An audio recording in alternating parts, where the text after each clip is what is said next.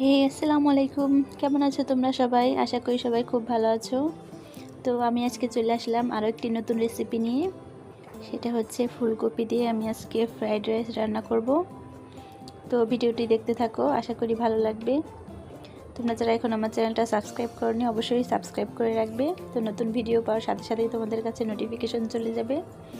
তো আমার fried rice বানানোর জন্য আমার এখানে লাগবে হচ্ছে, আমি চালটা প্রথমে এটাকে 70% কুক করে নিতে হবে। এরপর এটাকে আমি ফ্রাই করব। তো এখানে আমি দেখো গরম পানি বসিয়ে দিলাম চুলায়।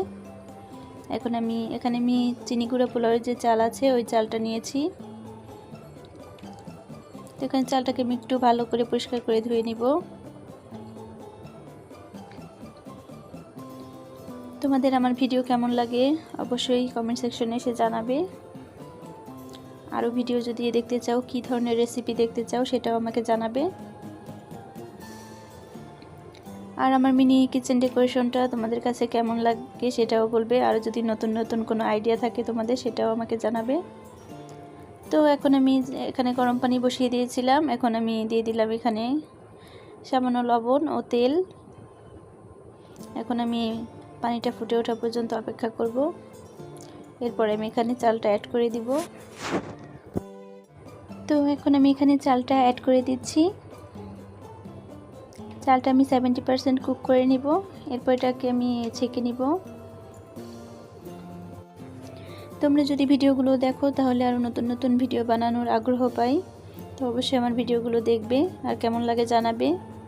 আর এই রেসিপিটা তোমরা অবশ্যই বড় কিচেনে বানিয়ে খাবে, আশা করি খুব টেস্টি লাগবে, ভালো লাগবে। আমি যেহেতু ছোটো কিচেনে রান্না করছি, আসলে এটা তো মন ভরে খাওয়ার জন্য না। দেখতেই পাচ্ছ কত বড় হাঁড়িতে রান্না বসিয়েছি। আমাদের বড় মানুষের যে লোকমা হয় সেই লোকমার হয়তো 1-2 লোকমা হয়, পুরোটা এক কড়াই রান্না করলে বুঝতেই তো পারছো কত বড় কড়াই আমার। তো অনেকে আমার ফেসবুকে জানতে চেয়েছে যে চুলাটা আসলে কী দিয়ে আসলে রান্না করি। তো এখানে আমি রান্না করি হচ্ছে, আমি এখানে সয়াবিন তেল দিয়ে রান্না করি। প্রথমে আমি কেরোসিন ব্যবহার করতাম, তো বেশ ধোয়া হতো আর একটু গন্ধ হতো। তো এখন আমি এখানে সয়াবিন তেল দিয়ে মাটির একটা ছোট একটা, দেখতে পাচ্ছ আমি যে মশলা রেখেছি ওরকম একটা দিয়াদানি বলে এটাকে, এই দিয়াদানিতে আমি একটু পরিমাণ তেল দিই, তার সাথে আমি একটু কাপড় দিয়ে দিই। ওইটাই বেশ অনেক টাইম জলে। ছোট একটা রেসিপি হলে একবার তেল দিলেই পুরো রেসিপিটা হয়ে যায়। তো এখানে দেখতে পাচ্ছ আমি চালটাকে খুব ভালো করে ছেঁকে নিয়েছি। তো আমার এখানে যেহেতু চাকনি নেই, চাকনি থাকলে অবশ্যই আমি চাকনিতে ঢালতাম। ভাতে যে মার গালা হয় ওই টাইপ করে আমি মারটা গেলে নিয়েছি। এখন আমি কুকিং প্রসেসে চলে যাব। এখন আমি বসিয়ে নিলাম একটা কড়াই আর দিয়ে দিলাম হচ্ছে তেল। এখন আমি এখানে অ্যাড করব একে একে পেঁয়াজ কুচি। পেঁয়াজটা একটু ভেজে নিব।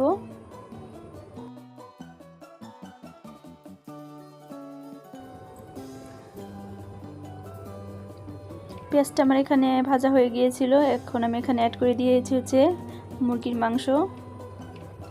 আমরা যে রেগুলার যে মাংস রান্না করো সেই মাংসর অর্ধেক, এক পিচও না, এক পিচের অর্ধেক পরিমাণই ছোটো ছোটো করে কাটলেই আমার এখানে হয়ে যায়।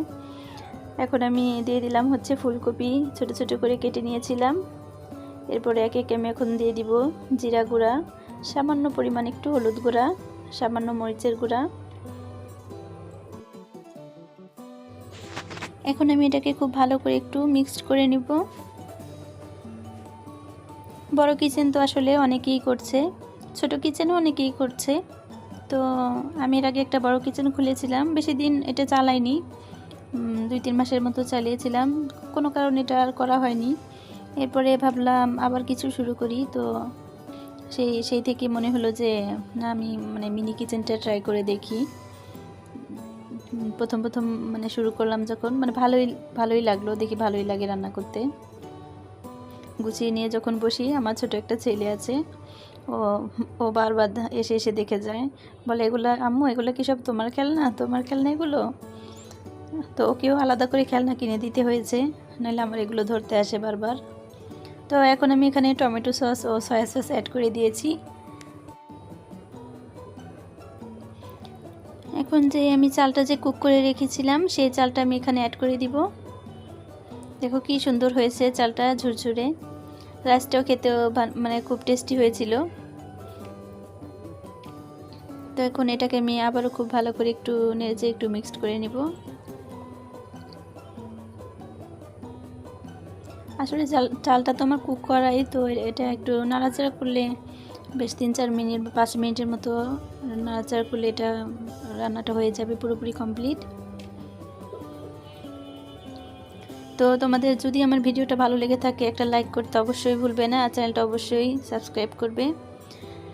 তো দেখতে পাচ্ছ এখন আমার রান্না হয়ে গিয়েছে। এখন আমি সবশেষে কাঁচামরিচ কুচি করে রেখেছিলাম আর ধনিয়া পাতা কুচি করে রেখেছিলাম, সেটা আমি অ্যাড করে দিলাম।